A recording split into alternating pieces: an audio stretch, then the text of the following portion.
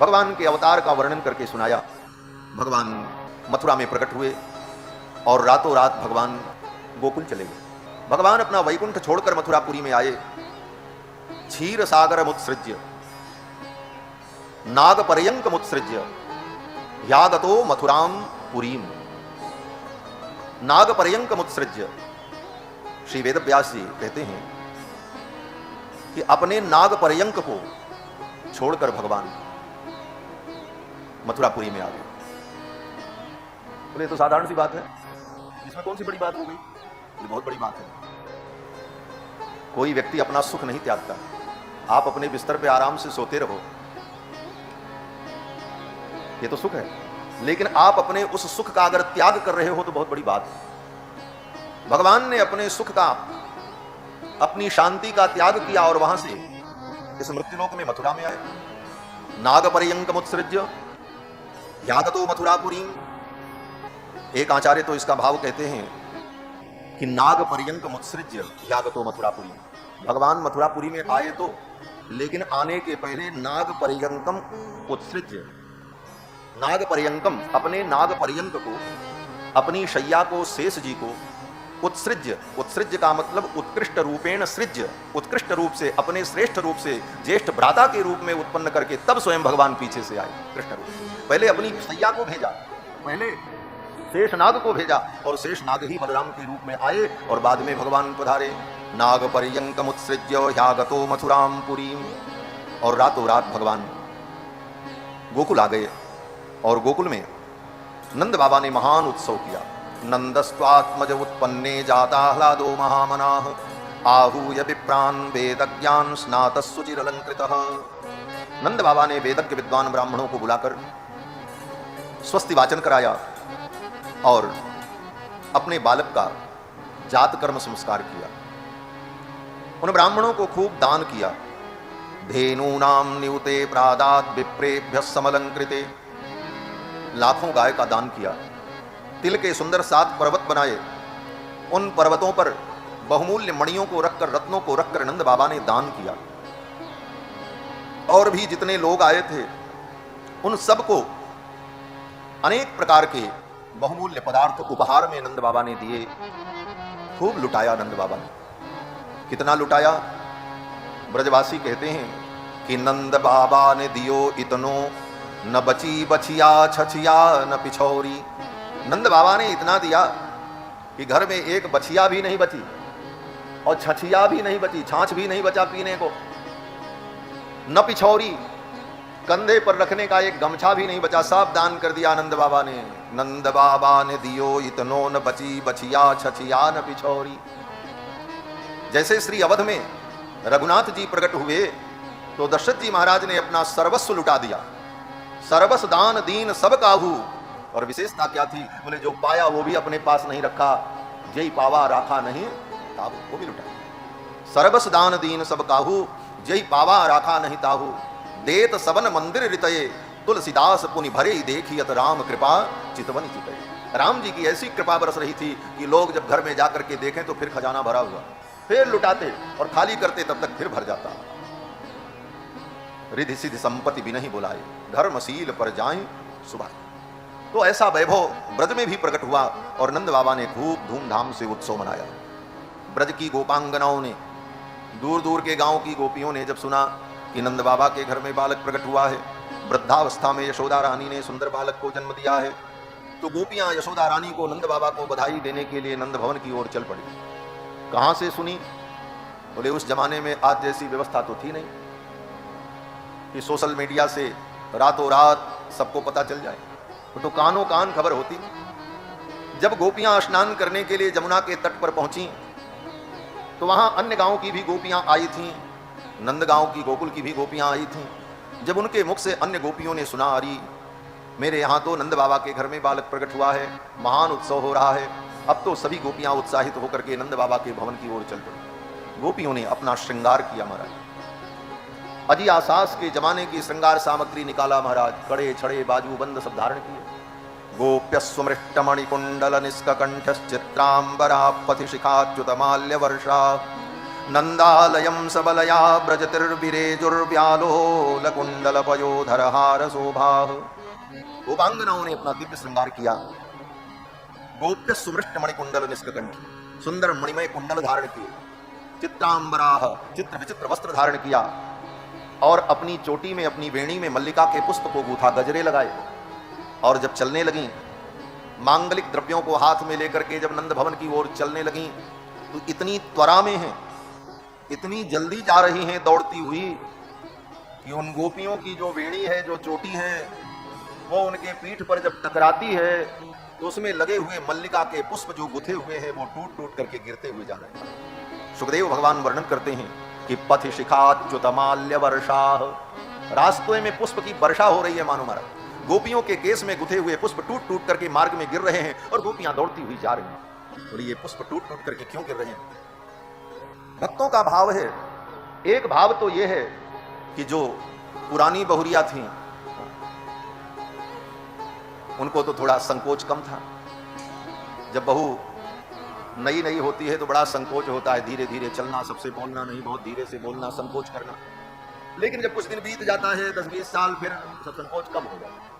तो जो बड़ी बहुरिया थी वो सब तो महाराज दौड़ती हुई जा रही, लेकिन जो नई नई नववधू थी वो सब कहने लगी, अरे दीदी मुझे भी ले चलो, धीरे धीरे चलो, मैं तुम्हारे जैसे दौड़ नहीं सकती संकोच के कारण। तो उन वधुओं ने कहा तुम आओ। उन नववधूटियों ने कहा नंद बाबा के घर का मार्ग मुझे मालूम नहीं है, क्योंकि मैं घर से तो बाहर निकलती नहीं हूं और इतने बड़े घूंघट हैं, मैं कैसे नंद बाबा के द्वार तक पहुंचूंगी। तो उन वधूटियों ने कहा आती रहो, ये मेरे गजरे के जो पुष्प गिर रहे हैं इसी को देखती हुई तुम चली आओ, ये तुम्हारा मार्गदर्शन करे। शिखाच्युतमाल्य वर्षा नंदालयम सबलया ब्रजतिर्विरेजु। एक बड़ा अद्भुत भाव कि उन पुष्पों ने विचार किया ये गोपियां कितनी धन्य हैं, ये तो कृष्ण भाव रस भाविता मती हैं, कृष्ण भाव में इनका जो चित्त लगा हुआ है, ये तो बड़ी पुण्यात्मा है, ये कृष्ण की भक्ता हैं। और ऐसी कृष्ण भक्ता के इन गोपांगनाओं के सिर पर बैठने से कोई लाभ नहीं। ऐसे कृष्ण प्रेमियों के चरण की रज मिल जाए तो हमारा उद्धार हो जाए। इसलिए उन गोपियों का चरण चुंबन करने के लिए मानो वो पुष्प उनके शिखा से टूट टूट करके नीचे गिरते जा रहे हैं। पथ शिखाच्युतमाल्य वर्षा नंदालयम सबलया ब्रजतिर्विरेजुर। दूसरा भाव यह है कि अत्यंत त्वरा में कृष्ण का स्मरण होने के कारण गोपियां भूल गईं उपानह पहनना और नंगे पांव गोपियां दौड़ पड़ी। तो उन गोपियों को देखकर उन पुष्पों ने सोचा कहीं इनके चरणों में कंटक न गड़ जाएं, इसलिए पुष्प गजरों से टूट टूट करके नीचे गिरने लगे और उन गोपियों के मार्ग को मानो सुखद बनाने लगे। नंदालयम सबलया ब्रजतिर्विरेजुर्व्यालोलकुंडलपयोधरहार शोभा। गोपांगनाएं जब चली तो भगवान श्री कृष्ण के द्वार पर पहुंचकर बधाई दिया और बधाई देते हुए गोपियों ने कहा, हे यशोदा रानी, आपका बालक चिरंजीवी, ता आशिष प्रयुंजाना चिरम पाहीति बालके। हे यशोदा रानी, आपका बालक चिरंजीवी हो, दीर्घायु हो, दीर्घ काल तक ब्रज की रक्षा करे, हम सबका रक्षण करे। ये कह करके गोपियों ने नंद नंदन को आशीर्वाद दिया। भगवान को आशीर्वाद देना यह भी एक भक्ति की बड़ी उच्च दशा है। भगवान को आशीर्वाद देना, इसको हमारे आचार्यों ने मंगलाशासन कहा। और आज जिस पवित्र कुल की परंपरा में उत्पन्न इन महापुरुषों को मैं कथा सुना रहा हूं, इनके पूर्वज इसी भाव के परम उपासक, परम श्रद्धेय वशिष्ठावतार महामहोपाध्याय पंडित श्री उमापति त्रिपाठी जी भगवान श्री सीतारामचंद्र जी को नित्य आशीर्वाद देते थे। भगवान को आशीर्वाद, भगवान का मंगलाशासन। कहते हैं श्री कनक भवन बिहारी जी का दर्शन करने नहीं जाते, सरयू स्नान करते, अपने ठाकुर की सेवा करते, लेकिन कनक भवन बिहारी जी का दर्शन करने नहीं जाते। कनक बिहारी नहीं, कनक भवन बिहारी। आजकल लोग कहते हैं हम कनक बिहारी जी का दर्शन करने गए थे। कनक बिहारी कलयुग होता है, भगवान कनक भवन बिहारी है। ये कनक बिहारी शब्द हमारे स्वामी जी महाराज तो इतना डांटते थे, कोई कह दे कनक बिहारी का दर्शन करने, बोले कनक बिहारी क्या होता है? कनक बिहारी तो कलयुग होता है, स्वर्ग में विहार करता ठाकुर जी कनक भवन बिहारी है। तो कनक भवन बिहारी जी का दर्शन करने के लिए महाराज श्री नहीं जाते। क्यों? बोले उनका भाव था भगवान मेरे शिष्य हैं और शिष्य पुत्र तुल्य होता है, और पुत्र की पत्नी पुत्र वधू, श्री जानकी जी पुत्र वधू हैं, और मैं वहां जाऊं, मुझ बूढ़े के जाने पर, वृद्ध के जाने पर बहू को संकोच होगा, इसलिए भगवान श्री सीतारामचंद्र जी के नित्य निवास श्री कनक भवन में वो नहीं जाते, आशीर्वाद यहीं से देते थे। ये मंगलाशासन है, भगवान को भी आशीर्वाद देना। किसी ने कहा भाई ये तो तुम्हारा अभिमान है, भगवान को आशीर्वाद दोगे? भगवान को कौन आशीर्वाद दे सकता है? तो भक्त कहता है तो तुम भगवान को क्या दे सकते हो, यही बताओ। क्या दोगे भगवान को? धन दोगे? तुम्हारे धन की कमी है भगवान के पास, जो साक्षात लक्ष्मीपति है उनको कोई धन क्या देगा? ज्ञान दोगे? बोले जो साक्षात ज्ञान स्वरूप हैं उनको क्या दोगे?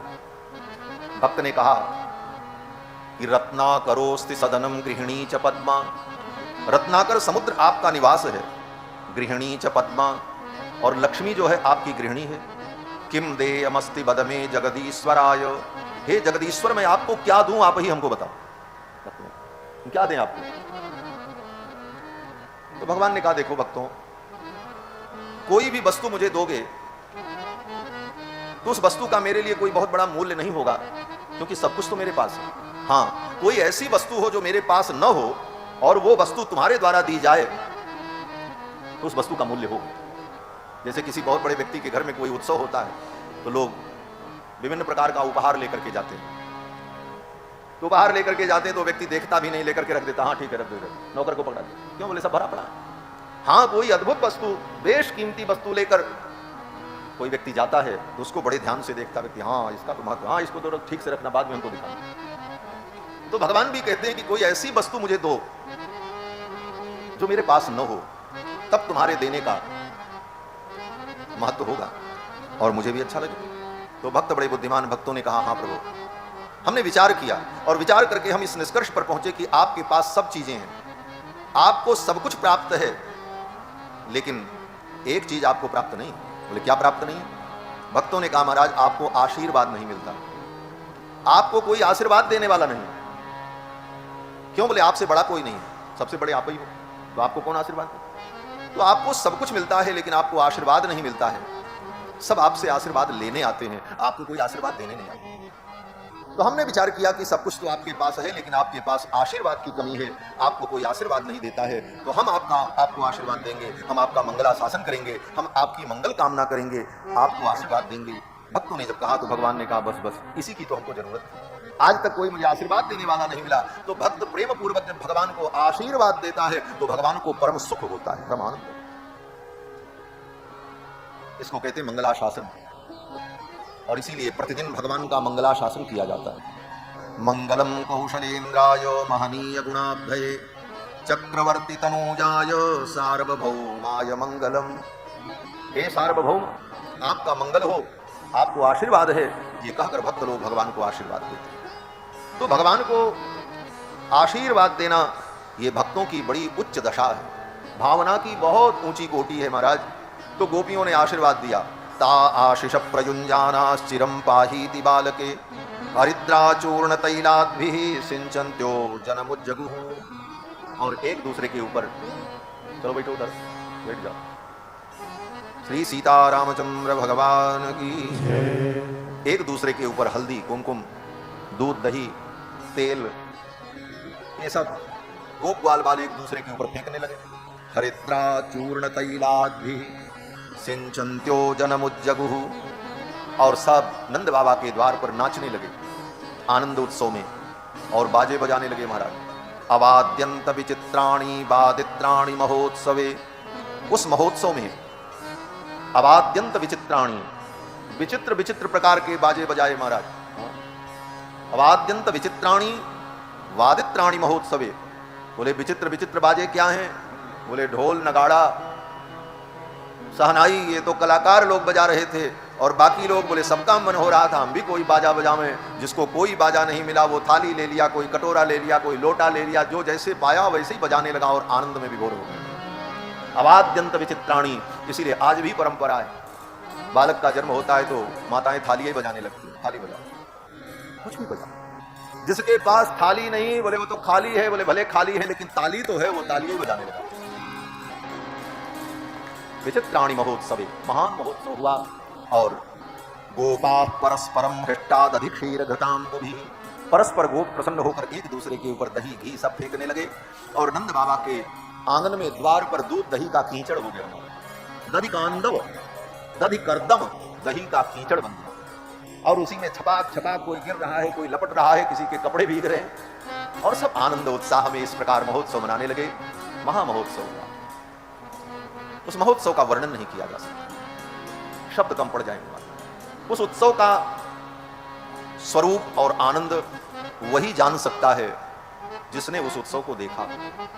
जैसे अयोध्या में राम जी का जन्म महोत्सव हुआ तो भगवान शंकर ने वर्णन तो किया, लेकिन भगवान शंकर कहते हैं वह सुख संपत्ति समय समाजा कहीं न सकत सारद अहि राजा। उस समय के सुख संपत्ति और वैभव का वर्णन शेष शारदा भी नहीं कर सकते। वो जीवात्मा धन्य है जिसने अपनी आंखों से प्रत्यक्ष उस रस का अनुभव किया। बड़ा दिव्य महोत्सव हुआ और इधर कंस ने अपने सेवक सैनिकों को बुलाया और कहा, देखो देवकी की 8वीं संतान जो हुई वो कन्या हुई और वो आकाश में चली गई। जाते जाते कन्या ने कहा, तू मुझे क्या मारेगा, तेरा शत्रु तो ब्रज में कहीं प्रकट हो चुका है। उस कन्या की बात को अगर सत्य माने तो मेरा शत्रु ब्रज में कहीं पैदा हो चुका है और शत्रु को कभी छोटा नहीं समझना चाहिए। उस शत्रु का कैसे पता लगाया जाए और उसे कैसे समाप्त किया जाए, यही विचार करने के लिए ये सभा बुलाई गई। कंस के सेवकों ने कहा, महाराज अगर पता चल जाए कि आपका शत्रु कौन है तो हम सब मिलकर के उसे मार दें। कंस ने कहा, यही तो बात है, पता ही नहीं है कि वो कहां है और किस रूप में, लेकिन पैदा हो चुका है क्योंकि कन्या ने कहा है, तो क्या करें। उसी सभा में पूतना नाम की एक राक्षसी बैठी थी, बकासुर की बहन बकी, पूतना। पूतना ने कहा, महाराज पता लगाने की जरूरत नहीं है। बोले क्यों? बोले शत्रु का हम अगर पता लगाने चलेंगे और कहीं शत्रु को पता चल गया कि हमारा पता लगाया जा रहा है तब तो सावधान हो जाए, फिर तो वो लापता हो जाए। कंस ने कहा, क्या उपाय है? पूतना ने कहा, पता लगाने की जरूरत नहीं, कन्या की बात अगर सत्य है तो आपका शत्रु कहीं पैदा हुआ होगा तो ज्यादा से ज्यादा 1 महीने का होगा, 1.5 महीने का होगा। 1-1.5 महीने के अंदर जितने बच्चे पैदा हुए ब्रजमंडल में उन सबको एक तरफ से मार दिया जाए, उसी में आपका शत्रु भी मर जाए। पता लगाने की क्या जरूरत है? कंस ने कहा, पूतना तेरी बात तो बड़ी अच्छी है, लेकिन इतने बच्चों की हम हत्या करेंगे तो प्रजा हमारा विरोध करे, ये कैसे संभव होगा? पूतना ने कहा, महाराज ये काम मैं कर दूंगी, ये जिम्मेदारी आप मुझे दे दो। माया के द्वारा सुंदर वेश धारण करके अपने स्तन में कालकूट विष लगाकर और गांव-गांव में घर घर में जा जाकर के एक एक बच्चे को मैं अपना दूध पिलाऊंगी, दूध के साथ साथ विष पी करके बच्चे मर जाएंगे और आपके ऊपर किसी को संदेह नहीं होगा, ये कार्य मैं कर दूंगी। कंस ने कहा, ये कार्य कब से करोगी? पूतना ने कहा, बस कल प्रातः काल से मैं इस कार्य में लग जाती हूं। बच्चों की हत्या करने के लिए पूतना तैयार हो गई और इधर नंद बाबा ने अपने गोप ग्वाल वालों को बुलाया और कहा, देखो भैया हम सब राजा कंस के अधीन हैं, प्रतिवर्ष राजा कंस को कर देते हैं और इस वर्ष का कर अभी दिया नहीं गया। समय से अगर कर का भुगतान नहीं हुआ तो कंस के सिपाही सैनिक कर वसूल करने के लिए यहां आएंगे और कंस के सिपाही सैनिक अगर कर वसूल करने के लिए यहां आए और उनको ये बात पता चल गई कि नंद बाबा के घर में वसुदेव जी की बड़ी पत्नी रोहिणी रहती हैं, उनका एक बेटा भी है, तो कंस कोई भी उपद्रव कर सकता है और कंस कोई उपद्रव करेगा तो हमारे भी बालक का अनिष्ट होगा। इसलिए ऐसी कोई स्थिति पैदा हो उसके पहले बुद्धिमानी ये है कि मथुरा में जाकर के कंस को कर दे देना चाहिए। गोप ग्वाल वालों ने कहा, हमारे लिए क्या आज्ञा है? नंद बाबा ने कहा, सावधानी पूर्वक तुम लोग गोकुल की रक्षा करो और मैं मथुरा जा रहा हूं राजा कंस को कर देने के लिए। गोपान गोकुल रक्षायाम निरूप्य मथुरां गतः नंदः कंसस्य वार्षिक्यं करम दातुं कुरुद्वः। कंस का वार्षिक कर देने के लिए नंद बाबा मथुरा के लिए चल पड़े, जाकर के मथुरा में कंस को कर दिया। नंद बाबा मथुरा आए हैं ये समाचार कहीं से वसुदेव जी को मिल गया। अब तो वसुदेव जी के मन में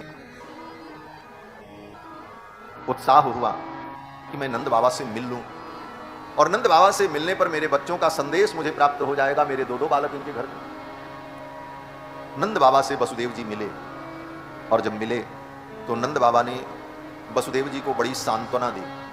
नंद बाबा ने कहा कि अहो ते देवकी पुत्रा कंसेन बहवो हताह। बड़े ही दुख की बात है कि देवकी के बहुत से पुत्र को कंस ने मार डाला। मैंने भी सुना, लेकिन ऐसी दुख की घड़ी में मैं आपकी कोई सेवा नहीं कर सका, कोई सहायता भी नहीं कर सका। मैंने यह भी सुना कि एक कन्या बची थी, एका वशिष्ठा वरजा कन्या सापि दिवंगता, लेकिन वो कन्या भी दिवंगता, दिव्यलोक को, ऊर्ध्वलोक को चली गई, ऊपर आकाश में चली गई। ये सब मैंने सुना।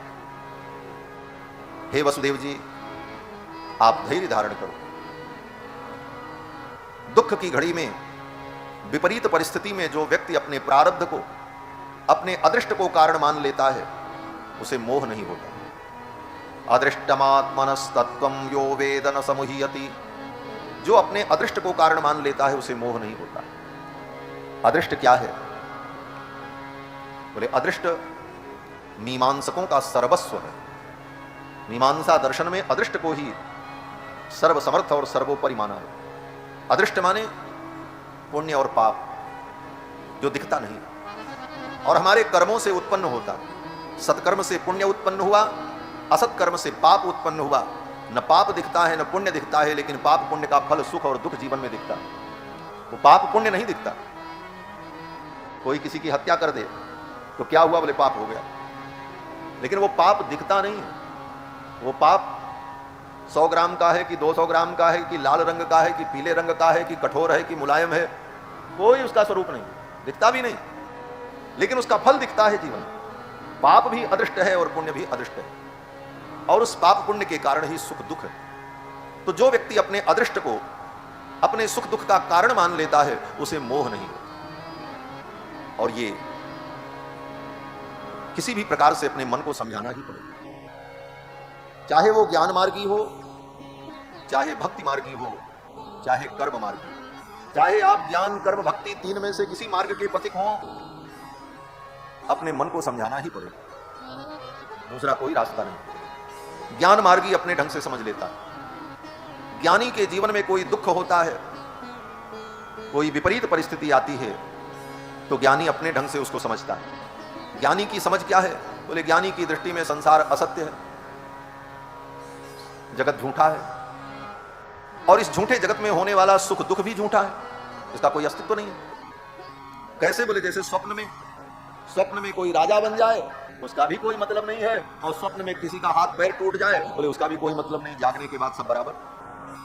तो ज्ञानी संसार को स्वप्नवत समझता है, इसलिए वो दुख सुख में मोहित नहीं होता। उमा कहो मैं अनुभव अपना, सत हरि भजन जगत सब सपना। और कर्म की निष्ठा रखने वाला, बोले कर्म की निष्ठा रखने वाला भी अपने ढंग से समझता है। कर्म की निष्ठा रखने वाला व्यक्ति सोचता है ये मेरे ही कर्मों का फल है, हमने ही कोई कर्म किया था, उसका फल हमको मिला।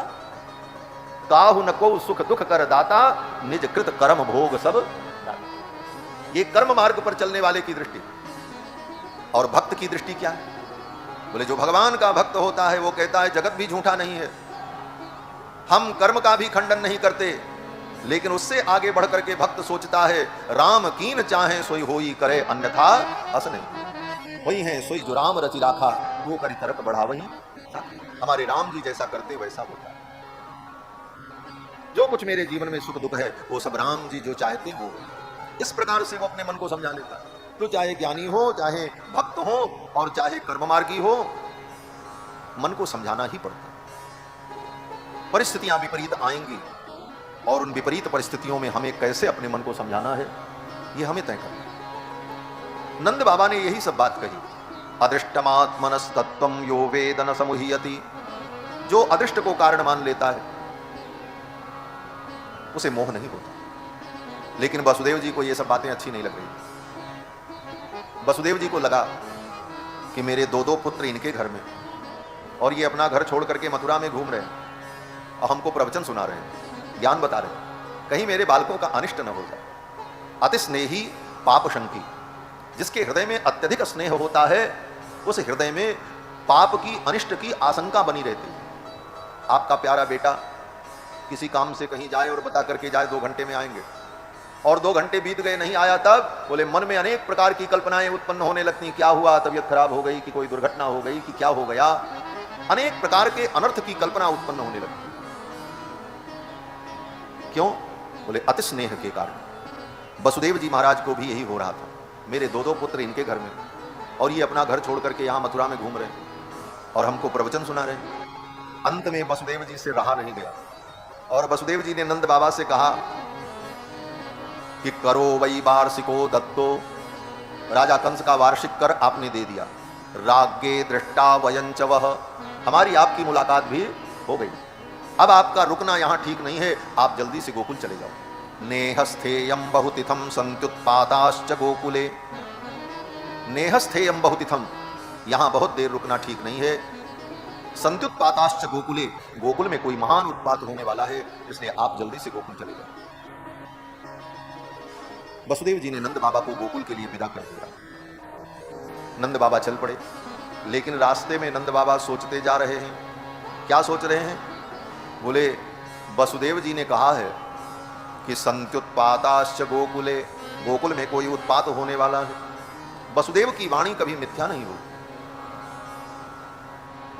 नंदः पथि वचः सौरेर न मृषेति विचिंतयन्, सूरसेन के पुत्र वसुदेव की वाणी कभी मृषा नहीं होती, झूठी नहीं होती। क्या होगा ये सोचकर नंद बाबा को बड़ा भय हुआ और जल्दी जल्दी गोकुल के लिए चल पड़े। और रास्ते में जब मन बहुत व्यथित हुआ तो श्री नंद बाबा ने भगवान का स्मरण किया। हरिम जगाम शरणम उत्पातागम शंकितः, उत्पात की आशंका से आशंकित होकर नंद बाबा ने भगवान का स्मरण किया। हरिम जगाम शरणम, ये मंत्र है। क्या मंत्र है? बोले हरि ही शरणम, ये 5 अक्षर का मंत्र, हरि ही शरणम। इसी मंत्र का जप करते हुए श्री नंद बाबा गोकुल के लिए चल पड़े। हरिम जगाम शरणम उत्पातागम शंकितः, हरि शरणम, हरि शरणम, हरि शरणम, इसी मंत्र का जप करते हुए नंद बाबा गोकुल के लिए चले। और नंद बाबा जब तक गोकुल पहुंचते तब तक पूतना पहुंच गई। कंस के द्वारा भेजी गई पूतना सुंदर स्त्री का रूप धारण करके गोकुल पहुंच गई। कंसेन प्रहिता घोरा पूतना बालघातिनी, शिशुश्चचार निघ्नन्ति पुरग्राम व्रजादिषु। पूतना गोकुल पहुंची और पूतना ने सुंदर स्त्री का रूप धारण किया। योषित्वा माययात्मानं प्राविशत् कामचारिणी, सुंदर स्त्री का रूप धारण करके पूतना गांव में पहुंची और गलियों में घूमने लगी। जब पूतना गलियों में घूमने लगी, लोगों ने देखा, अरे ये कोई राजरानी लग रही है। नख से लेकर सिख पर्यंत आभूषणों से सजी हुई गोकुल की गलियों में जब पूतना घूमने लगी तो देखने वाले गोप ग्वाल वालों का मन आकर्षित करने लगे। मनोहरंतीम वनिताम ब्रजौकसाम, मनोहरंतीम वनिताम ब्रजौकसाम, ब्रज की वनिताओं का और वहां के गोप ग्वाल का मन हरण करती हुई वो विचरण करने लगी।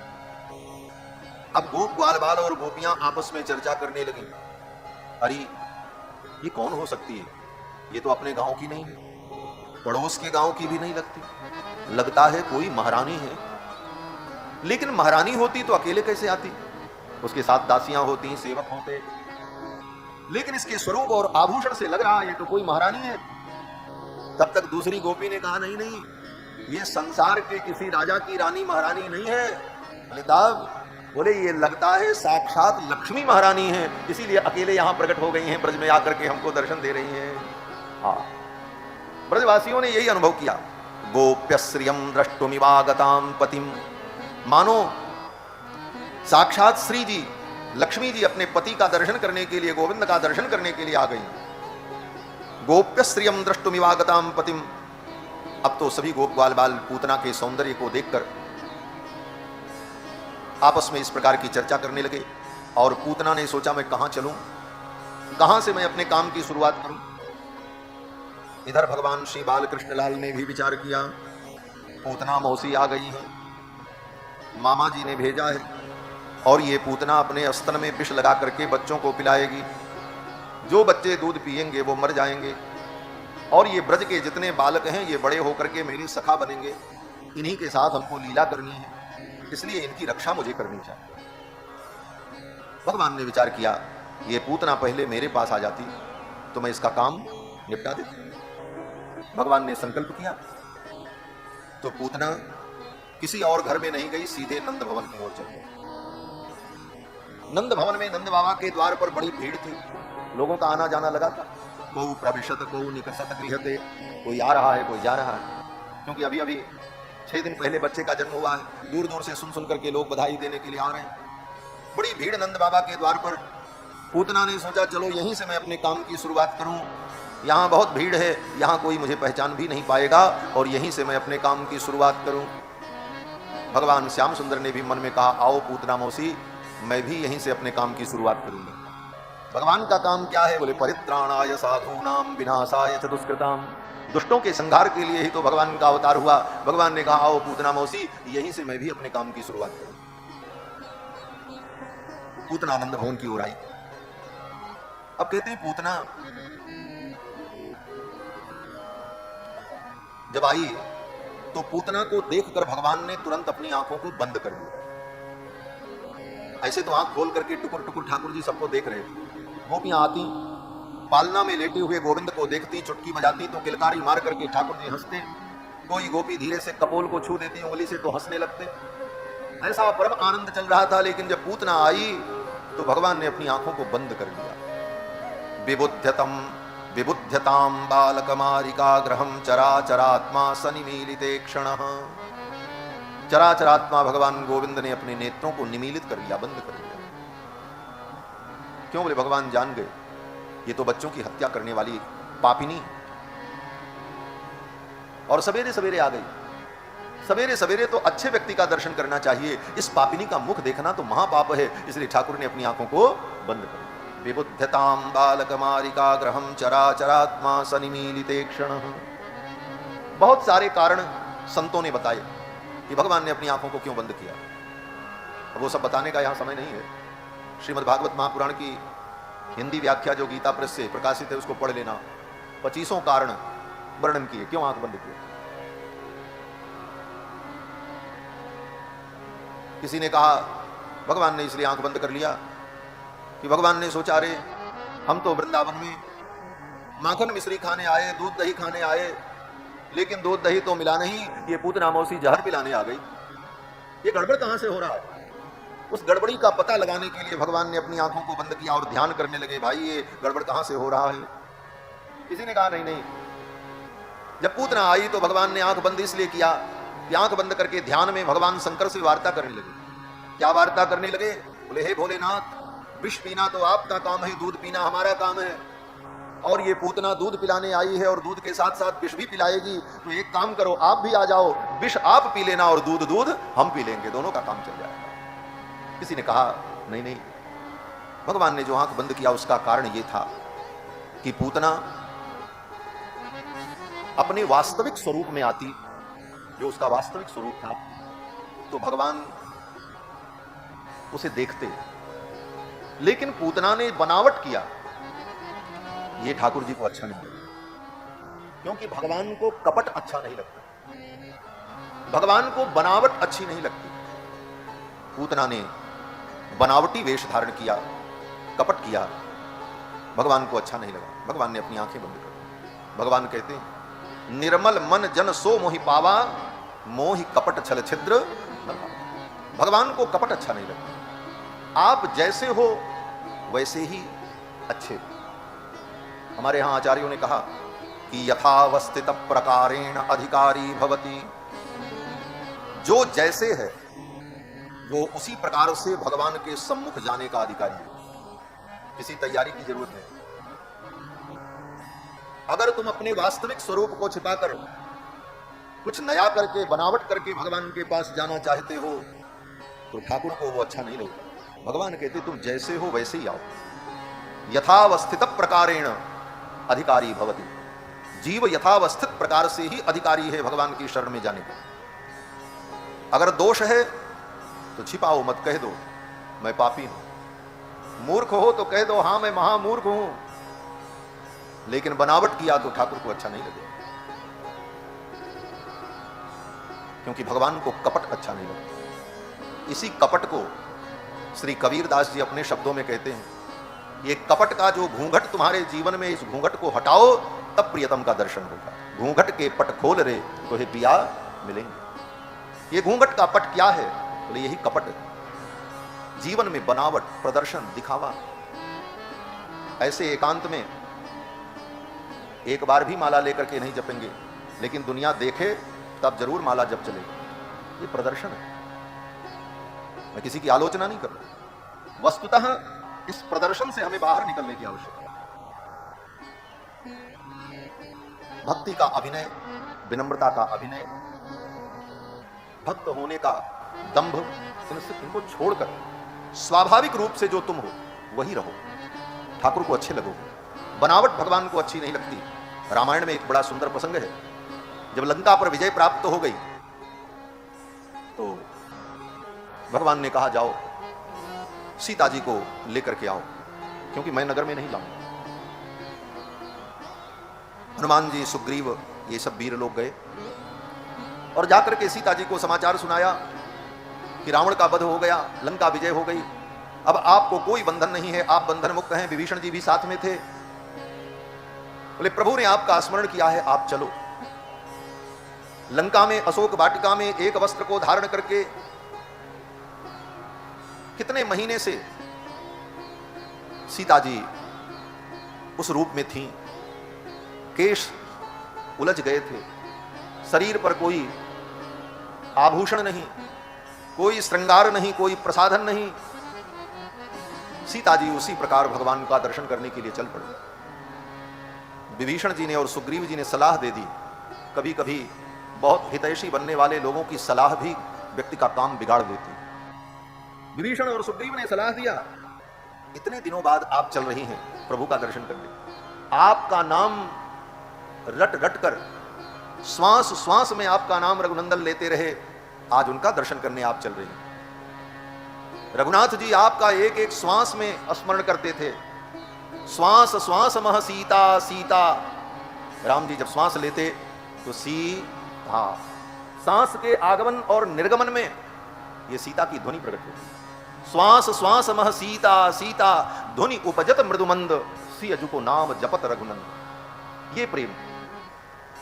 महाराज सुग्रीव और विभीषण ने कहा आपको देखकर उन्हें प्रसन्नता होगी, लेकिन कब? बोले आप स्नान करके, श्रृंगार करके, नूतन वस्त्र धारण करके, और तब आप प्रभु के सम्मुख चलें तो भगवान को बड़ी प्रसन्नता होगी। विभीषण की और सुग्रीव की इस बात को सीता जी ने मान लिया। सीता जी तो जानती हैं प्रभु को क्या पसंद है,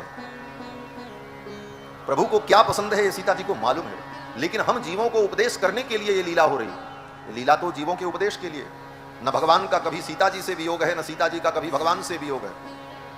तद वक्षस्थल नित्यवास रसिकाम तच्छांति संवर्धिनीम पद्मालंकृत पाणि पल्लव युगाम पद्मासनस्थाम श्रियम। श्री जी तो सदा भगवान के हृदय में ही रहती हैं, उनके हृदय से कभी दूर जाती ही नहीं। ये तो लीला जीवों के उपदेश के लिए। मर्त्यावतारास्तु ही मर्त्य शिक्षणम। वेद व्यास जी कहते हैं मृत्युलोक के प्राणियों को शिक्षा देने के लिए भगवान की लीला। तो ये जानकी जी की ये भी लीला एक शिक्षा है। इसी में आचार्यों ने तत्व का अन्वेषण किया। क्या अन्वेषण किया? बोले सीता जी जब सज धज करके चली, विभीषण और सुग्रीव ने कहा पैदल आप न चले, पालकी लेकर के आए। पालकी में बैठा, जब पालकी में बैठा करके लेकर के चले तो विभीषण के जो सेवक छड़ीदार लोग थे वो छड़ी लेकर के अगल बगल चल रहे थे। वानरों के मन में बड़ी उत्सुकता थी। जिन सीता जी को प्राप्त करने के लिए इतना बड़ा युद्ध लड़ा गया, वो सीता कैसी होंगी जरा मैं भी देखूं। अब सब बानर उचक उचक करके देखने का प्रयास करने लगे। विभीषण के सेवक उन बानरों को छड़ी से दूर करने लगे। जैसे कोई वीवीआईपी आता है तो साथ में जो सुरक्षा कर्मी होते हैं सबको ढकेल पकेल देते हैं, सबको ढकेला जाने लगा। और पालकी में बैठी सीता जी सेवक लोग लेकर के आए।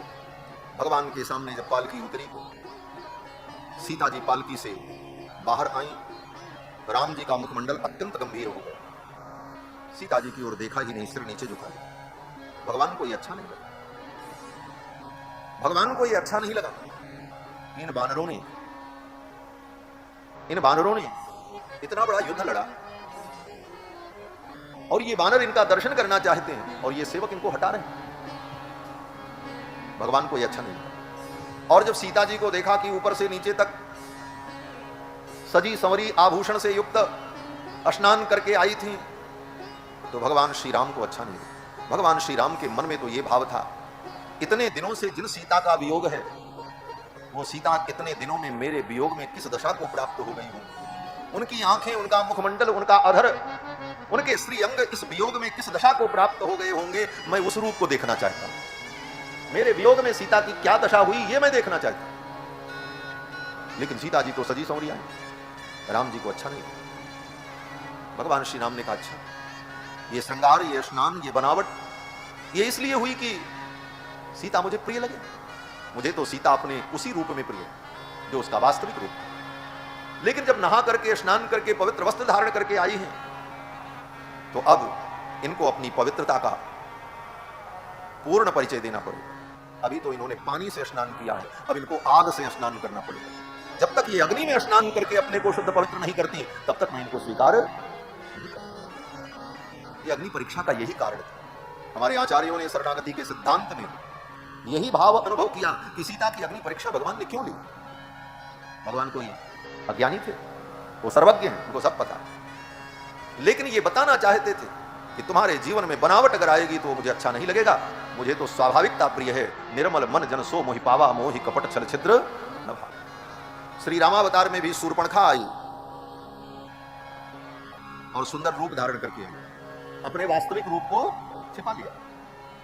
इसीलिए भगवान को अच्छा नहीं लगा। आचार्यों ने तो यहां तक कहा है कि कथनचित शूर्पणखा अपने निज रूप में आती, जो उसका वास्तविक रूप था, और अपने मन के भाव को बिना छिपाए सहज भाव से कह देती, हे रघुनंदन, आप अत्यंत प्रिय हो, मुझे अच्छे लग रहे हो, मैं आपसे विवाह करना चाहती हूं। तो रघुनंदन सर्व समर्थ हैं, कर्तुम अकर्तुम अन्यथा कर्तुम समर्थ हैं। वो कुछ भी कर सकते थे, कोई रास्ता निकल जाता था। लेकिन शूर्पणखा ने बनावट किया, इसलिए ठाकुर को अच्छा नहीं। और तो और हनुमान जी जब भगवान के सामने पहुंचे पहली बार, सुग्रीव के कहने पर, सुग्रीव ने कहा, जाओ देखो, धरि बट रूप देखते जाइए, ब्राह्मण का रूप धारण करके जाओ, देखो ये दोनों कुमार कौन है।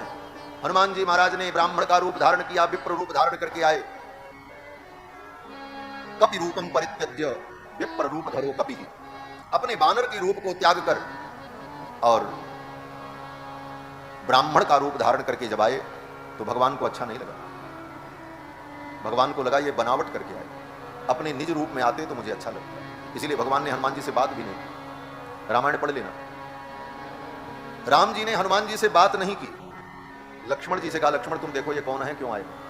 लक्ष्मण जी ने वार्ता की, राम जी सुनते रहे। राम जी ने हनुमान जी से कोई वार्ता नहीं। श्रीमद् वाल्मीकि रामायण में जब हनुमान जी ने अपना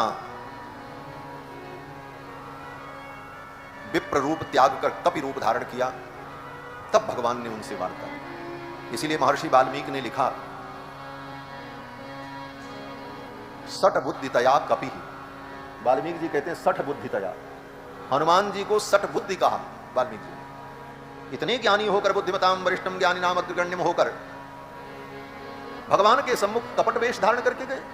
क्या हो गया हनुमान जी को? बोले सठ बुद्धितया, बुद्धि इनकी सठ हो गई हनुमान जी के विषय में। तो भगवान को बनावट प्रिय नहीं। आप जैसे हो, जो हो, सोई ठीक हो। पूतना भी बनावट करके आई, इसलिए भगवान को अच्छा नहीं लगा। विबुद्धताम बालकमारिका ग्रहम चराचरात्मा सनिमीलिते क्षण। भगवान ने अपने नेत्रों को बंद कर लिया। पूतना आई और पूतना ने बाल कृष्ण लाल को चट्ट से अपनी गोद में उठा लिया। यशोदा जी देख रही थी, रोहिणी जी भी देख रही थी, लेकिन कोई उसको रोक नहीं पाई। क्यों नहीं रोक पाई? कोई बाहर की स्त्री, अपरिचित महिला आपके घर में घुस जाए और आपके बच्चे को अपनी गोद में उठा ले, आपको रोकना चाहिए, पूछना चाहिए आप कौन हो, कहां से आई हो। लेकिन यशोदा रानी और रोहिणी पूछ नहीं पाई। क्यों नहीं पूछ पाई? बोले बरस्त्रियम तत्प्रभया च धर्षिते, उसका रूप ऐसा विलक्षण था महाराज कि यशोदा और रोहिणी उसके रूप को देखकर संकोच में पड़ गई। कोई राजरानी होगी, अगर मैं टोक दूंगी रोक दूंगी तो कहीं इसको अपमान न लग जाए, इसलिए यशोदा और रोहिणी ने रोका नहीं। पूतना ने भगवान को गोद में उठा लिया और उठा करके तुरंत अपने विषसिक्त पयोधर को लाल जी के मुख में दे दिया। तस्मिन् स्तनम दुर्जर वीर्यमुल्बणम घोरांकमादाय शिशोर्ददावथ, विष से बुझे हुए अपने पयोधर को पूतना ने लाल जी के मुख में दे दिया। तस्मिन् स्तनम दुर्जर वीर्यमुल्बणम घोरांकमादाय शिशोर्ददावथ, और भगवान ने क्या किया? बोले भगवान ने भी अपने नन्हे नन्हे हाथों से पूतना के पयोधर को पकड़ लिया। गाढ़म कराभ्याम भगवान प्रपीड्य तत्, गाढ़म कराभ्याम, सुखदेव जी कहते हैं हे राजन, भगवान ने कस करके पूतना के पयोधर को पकड़ लिया अपने नन्हे नन्हे हाथों। गाढ़म कराभ्याम भगवान प्रपीड्य तत् प्राणैः समम रोष समन्वितो पिबत, रोष से समन्वित होकर भगवान पूतना के दूध के साथ साथ उसके प्राण को भी पी लिया। कस करके भगवान ने पूतना को क्यों पकड़ लिया? गाढ़म कराभ्याम, तो कहते हैं कि भगवान जानते थे जब पूतना के प्राण का मैं पान करूंगा तो ये पूतना भागने का प्रयास करेगी, अगर कहीं भाग गई तो इसका उद्धार कैसे होगा, इसलिए भगवान ने पहले ही कस करके पकड़ लिया कि ये भाग न पाए। गाढ़म कराभ्याम भगवान प्रपीड्य तत्, कस करके भगवान ने पूतना को पकड़ लिया और पूतना के पयोधर का भगवान पान करने लगे। अब तो पूतना का दूध पीते पीते भगवान पूतना के प्राण को भी खींचने लगे। जब प्राण को भी खींचने लगे तब पूतना कसमसाने लगी। पहले तो सहन करने की कोशिश की, जब सहन नहीं हुआ तब पूतना चिल्लाने लगी और पूतना ने कहा अरे छोड़ दे छोड़ दे। सा मुंच मुंचालमिति प्रभाषिणी, पूतना कहती है मुंच मुंच, छोड़ दे छोड़ दे। सा मुंच मुंचालमिति प्रभाषिणी निष्पीड्यमानाखिल जीव मर्मिणी, पूतना के मर्म मर्म फटने लगे और पूतना चिल्लाने लगी मुंच मुंच, छोड़ दे छोड़ दे छोड़ दे। भगवान ने कहा अरे पूतना मौसी, हम जल्दी किसी को पकड़ते नहीं और अगर पकड़ लें तो बिना बैकुंठ पहुंचाए छोड़ते नहीं। भगवान ने कहा अब हम छोड़ने वाले थोड़ी हैं। तुलसी बाह सपूत की जो धोखे छुई जात, आप निभावत जन्म भर पुत्रन ते कही जात। भगवान किसी को पकड़ते नहीं और भगवान जिसको पकड़ लें तो फिर छोड़ते नहीं। यही तो विशेषता है भगवान। ये संसार के प्राणी मिलते हैं और छोड़ते हैं, और बीच में मिलते हैं और बीच में ही छूटते हैं। हाँ, बीच ही मिले बीच ही जई हैं। इस संसार में जितने लोग मिले एक दूसरों को अपने बनकर, हम तुम्हारे बेटा हैं, हम तुम्हारे बाप हैं, हम तुम्हारे भाई हैं, हम तुम्हारी पत्नी हैं, हम तुम्हारे पति हैं, ये जितने एक दूसरे को संसार में मिले यहीं मिले, आने के बाद मिले, और जब जाने का समय होगा सब बीच में ही छोड़ देंगे। बीच ही मिले बीच ही जाएंगे, अंत समय को काम नहीं। भगवान ही एक ऐसे साथी हैं जो जन्म जन्म से आपके हैं, आज भी हैं, आगे भी रहेंगे, वो कभी छोड़ते ही नहीं। भगवान ने कहा पूतना मौसी, हम किसी को पकड़ते नहीं और अगर पकड़ लें तो बिना बैकुंठ पहुंचाए छोड़ते। और सच पूछो तो यही होना चाहिए। हम भगवान को पकड़ें इसमें कमजोरी हो सकती है, क्यों बोले हमारी पकड़ कमजोर हो सकती है, और हमारी पकड़ कमजोर हो गई तो छूट जाएगा। लेकिन ठाकुर अगर हमको पकड़ लें तो उनकी पकड़ तो बड़ी मजबूत है, वो छूटने वाली है। यही तो सिद्धांत है। इसी को वेदांत में मरकट मार्जार न्याय कहा गया। मरकट न्याय क्या है? मरकट माने बंदर, बंदर का न्याय। आपने देखा होगा अयोध्या में खूब बंदर है, बंदरों की लीला। बंदर का बच्चा अपनी मां को पकड़े रहता है, और मां को जब पकड़े रहता है तो मां एक पेड़ की डाली से दूसरी डाली पर छलांग लगाती है, बच्चा भी उसी के साथ वहां पहुंच जाता है। बच्चा अपने से छलांग लगावे तो उतनी बड़ी छलांग लगा करके एक डाली से दूसरी डाली पर, एक छत से दूसरे छत पर नहीं जा सकता, लेकिन मां को अगर मजबूती से पकड़े हुए तो मां छलांग लगाएगी, उसके साथ वो बच्चा भी वहां चला जाएगा। ये मरकट न्याय, बंदर का न्याय। इस न्याय के अनुसार जीव ब्रह्म को, परमात्मा को पकड़ ले, ये जीव परमात्मा को मजबूती से पकड़ ले तो परमात्मा छलांग लगाएगा। यहां से छलांग लगाएगा कहां के लिए? बोले सीधे बैकुंठ के लिए, तुम भी बैकुंठ पहुंच जाओ। लेकिन अगर तुम्हारी पकड़ कमजोर हुई बच्चे ने मां को ठीक से मजबूती से नहीं पकड़ा और मां ने छलांग लगाई, परिणाम क्या होगा? बोले मां तो उस डाली पर चली जाएगी, बच्चा बीचे में धब्बे से गिर जाएगा। यही स्थिति जीव की है। जीव अगर ठीक से भगवान को नहीं पकड़ रखा है तो उसका पतन हो जाए। इसीलिए ज्ञान में भी पतन की आशंका होती है, कर्म में भी पतन की आशंका होती है, भक्ति में भी छूट जाने की आशंका होती है। और देखा गया ज्ञान, कर्म, भक्ति, इन तीनों के द्वारा जीव भगवान को पकड़ता है, लेकिन उसकी पकड़ अगर मजबूत नहीं है तो बीच में छूट जाए। और दूसरा न्याय क्या है? बोले दूसरा न्याय मार्जार न्याय है। मार्जार माने बिल्ली, बिल्ली को मार्जार कहते, मार्जारी। बिल्ली का न्याय क्या है? बोले बिल्ली का बच्चा कभी अपनी मां को नहीं पकड़ता, स्वयं मां अपने दांतों से उस बच्चे को पकड़कर जहां ले जाना होता वहां ले जाती। जिस दांत से वो बिल्ली अपने बच्चे को पकड़ती है उन्हीं दांतों से चूहे को पकड़ लेती है तो चूहे का राम नाम सत्य हो जाता है। और उन्हीं दांतों से अपने नवजात शिशु को पकड़ती है, उसका एक रोंवा भी टूटता नहीं और उस बच्चे को कोई दुख भी नहीं होता। और सुखपूर्वक वो बिल्ली अपने बच्चे को दांत से पकड़कर 7 चौखट पार करा करके सुरक्षित स्थान में ले जाकर के रख देती। बच्चा गिरता नहीं। जिम्मेदारी किसकी? बोले मां की है। अगर वो बच्चा गिरा तो बच्चे का कोई दोष नहीं है, दोष उस मां का। मां को सावधानी रखनी है। उसी प्रकार जब जीव भगवान के आश्रित हो जाता है तब भगवान ही उस जीव को पकड़कर सप्तावर्ण वेद कर 7 द्वारों को पार करा करके, सप्तावर्ण को पार करा करके परम वैकुंठ में विराजमान कर देते हैं। ये मार्जार न्याय है, इसको मार्जार न्याय कहा वेदांत। तो भगवान पकड़े तब हमारी जिम्मेदारी नहीं, और हम भगवान को पकड़ने जाएं तो फिर हमारी जिम्मेदारी। ठीक से पकड़े नहीं पकड़े, जो करेंगे उसका फल होगा। हम भगवान को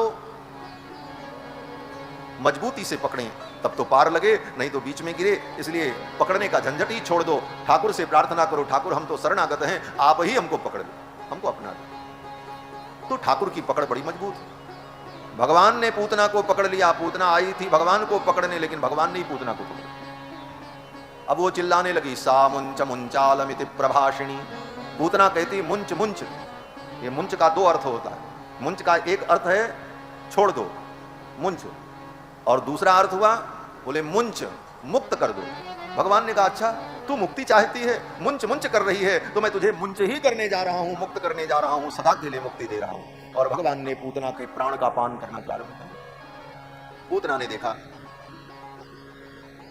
महाराज धर्म सम्राट स्वामी करपात्री जी का एक अद्भुत भाव। पूतना जब विष पिलाने आई तो भगवान बड़े प्रेम से उसका दूध पीते रहे। भगवान ने सोचा चलो अच्छा ही हुआ, मेरी मैया ने मुझे गोद में खिलाया, लेकिन मैया ने मुझे घुट्टी नहीं पिलाई। कौन मैया? बोले देवकी मैया ने। और यहां आने के बाद यशोदा मैया ने भी हमको जन्म घुट्टी नहीं पिलाई। क्यों? बोले आते ही उत्सव शुरू हो गया, लोग गाने बजाने लगे, किसी को ध्यान ही नहीं। बच्चे का जन्म होता है तो बच्चे को जन्म घुट्टी पिलाई जाती है, पिलाई जाती है, माता लोग जानती है। बच्चे को जन्म घुट्टी पिलाई जाती है और जन्म घुट्टी में अनेक प्रकार की दवाओं को घोट करके पिलाया जाता है, जन्म घुट्टी। ठाकुर जी ने कहा अरे मेरी मैया ने हमको जन्म घुट्टी नहीं पिलाई, लेकिन ये पूतना तो बड़ी अच्छी है, ये मुझे जन्म घुट्टी पिलाने आई है। आज तो ऐसी जन्म घुट्टी मिली। अरे इस जन्म घुट्टी में कितनी औषधि पड़ी है। ठाकुर जी ने कहा आज इसके प्राण को, इसके दूध को, इसके स्तन में लगे हुए विष को, और इसके जन्म जन्मांतर के शाप को, ताप को, पाप को, इसकी वासनाओं को, सबको एक में घोंट करके मैं पी जाऊंगा। ऐसी जन्म घुट्टी पिलाने के लिए पूतना आई है। ये जन्म घुट्टी माने इसके जन्म जन्म के जो बंधन है उसको भी ठाकुर घोंट जा रहे हैं।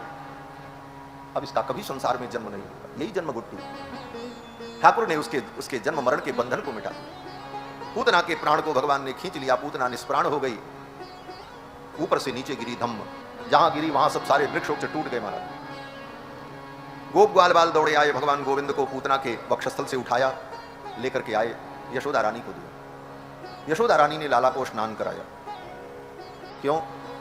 बोले राक्षसी ने छू दिया है, अब इसे नींद नहीं आएगी, ये रोएगा, दूध नहीं पिएगा, चलो इसे स्नान कराओ, कुछ मंत्र तंत्र करो।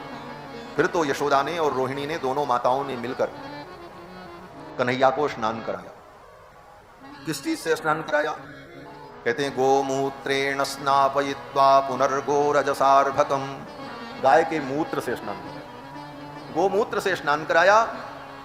और गोरजसार्भकम, गाय के चरण की मिट्टी को पूरे शरीर में लगाया और इसके बाद मैया यशोदा इतना गाय का गोबर लेकर के बैठी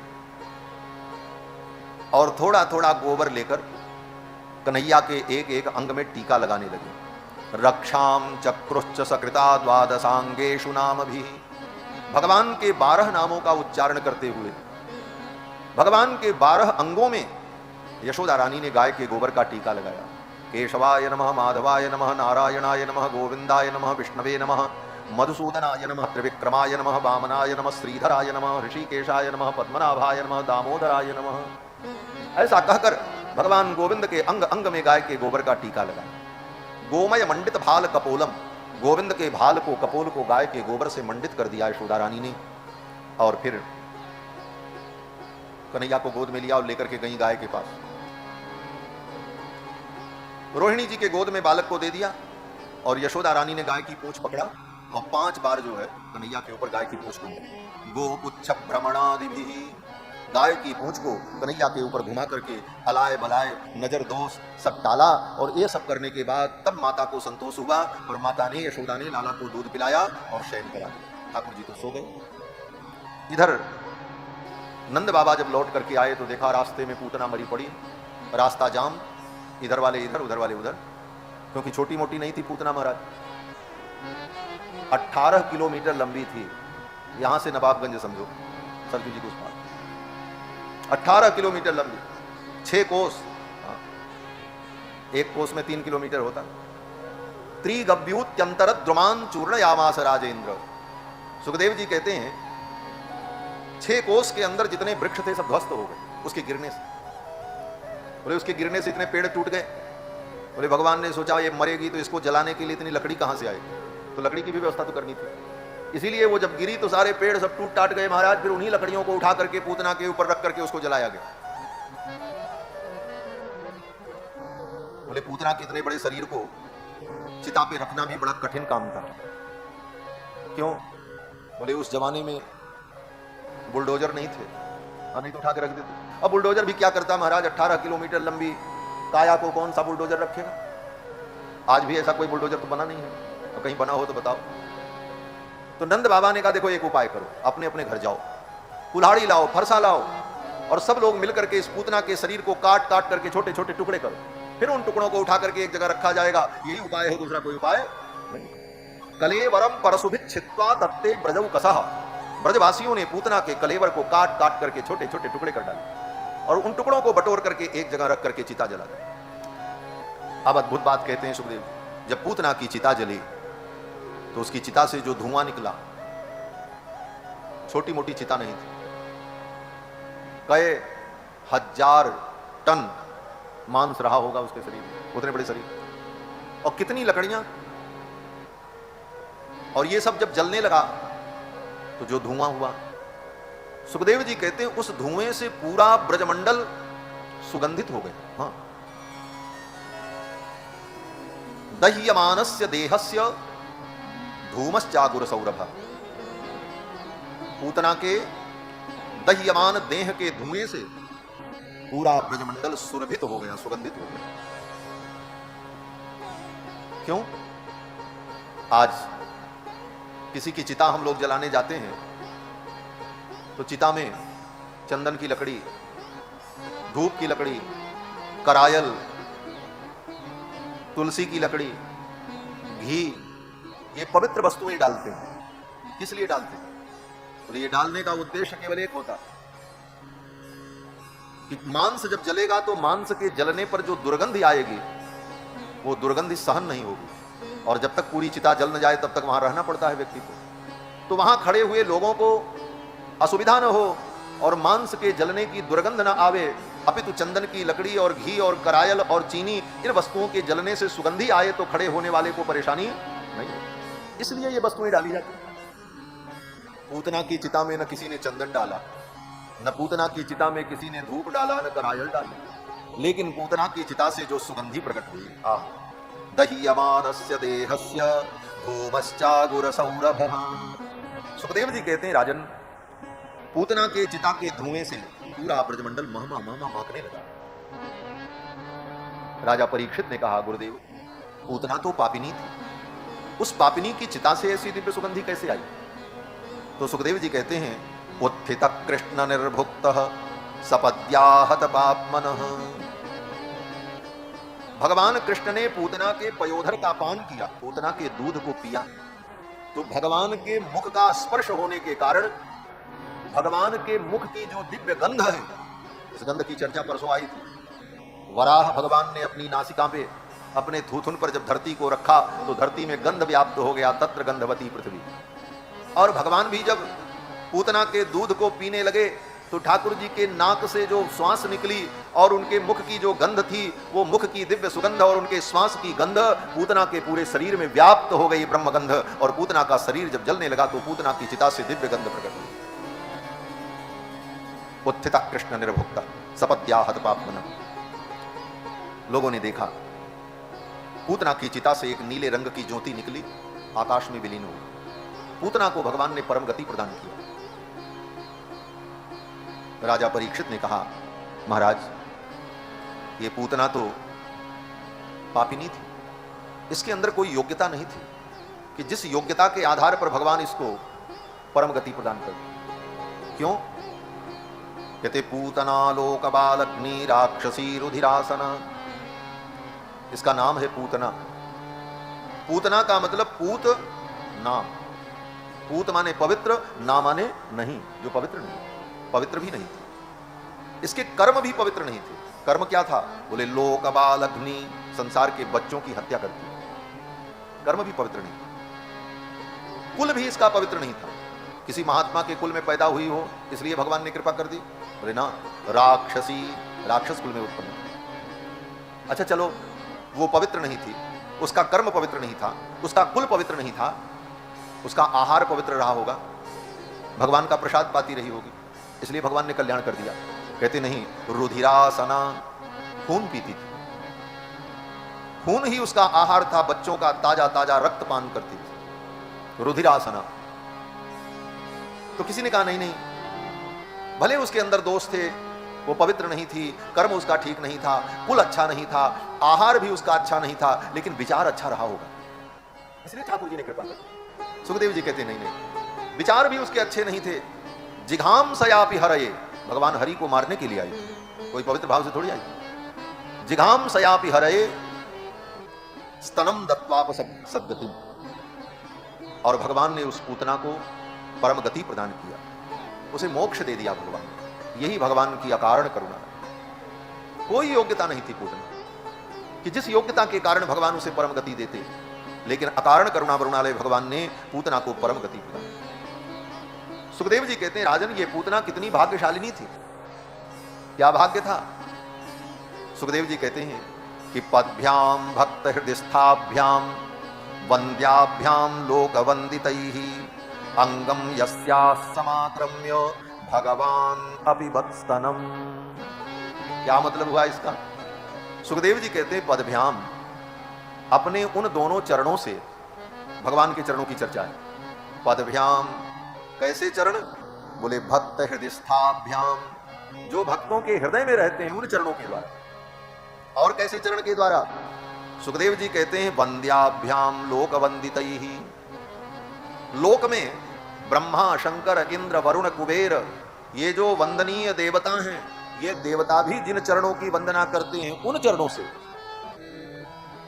श्लोक की अर्धाली केवल भगवान के चरणों की विशेषता बताने में लगी। पदभ्याम भक्ति हृदयस्थाभ्याम वंद्याभ्याम लोकवंदितैः, ऐसे चरणों के द्वारा अंगम यस्याः समाक्रम्य, अपने उन चरणों से उस पूतना की छाती पर चढ़ करके भगवान उसके दूध को पी रहे थे। ऐसे चरण जिसकी छाती पर पड़ गए उसका भला उद्धार नहीं होगा, उसका तो निश्चित होगा। ये भगवान के चरणों की कृपा। अंगम यस्याः समाक्रम्य भगवान अपिबत्स्तनम। भगवान जब पूतना के दूध को पी रहे थे तो अपने नन्हे नन्हे चरण को पूतना के पेट पर, छाती पर पटक रहे थे। कभी कभी आपने देखा होगा, बच्चा जब दूध पीता है तो गुटुर गुटुर दूध उसके गले में जब उतरने लग जाए तो उसके पैर भी धीरे धीरे ऐसे ऐसे हिलने लगते हैं। गाय का बछड़ा भी देखो, जब बछड़ा दूध पीने लगे तो उसकी पूंछ ऐसे ऐसे हिलने लगती। यही प्रमाण है कि दूध उसके गले में जा रहा है, उतर रहा है। तो बच्चा भी जब दूध पीता है तो अपने नन्हे नन्हे पांव को हिलाता रहता है, उसको मस्ती मिलती है, आनंद मिलता है। भगवान भी पूतना के दूध को जब पी रहे थे तो अपने नन्हे नन्हे चरणों को ऐसे ऐसे हिला रहे थे, तो चरण पूतना के शरीर में टकरा रहे थे। अपने उन चरणों को पूतना की छाती में टकरा टकरा करके मानो पूतना के जन्म जन्मांतर कल्प कल्पांतर जुग जुगांतर के पाप ताप संताप को भगवान अपने चरणों से दूर कर रहे थे, मिटा रहे थे। ये हरि की करुणा थी। पूतना को भगवान ने परम गति प्रदान किया। सुखदेव जी कहते हैं, राजन, इस पूतना मोक्ष की कथा को जो सुनता है वो भगवान के चरणों की भक्ति को प्राप्त करता है। इसका यही फल है। इस कथा का नाम पूतना मोक्ष है, इसका नाम पूतना बध नहीं है। आगे की कथाओं में तो बध है, कंस बध, बकासुर बध, अघासुर बध, लेकिन पूतना बध नहीं है।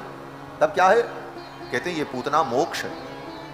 सुखदेव जी कहते हैं, या एतत् पूतना मोक्षम कृष्णस्यार्भकमद्भुतम, ये पूतना मोक्ष की इस कथा को शृणुयात् श्रद्धया मर्त्यो गोविंदे लभते रतिम, श्रद्धा पूर्वक जो इसे सुनता है वो गोविंद के चरणों की भक्ति को प्राप्त करता है। इस कथा के सुनने का यही फल है कि गोविंद के चरणों की भक्ति प्राप्त हो।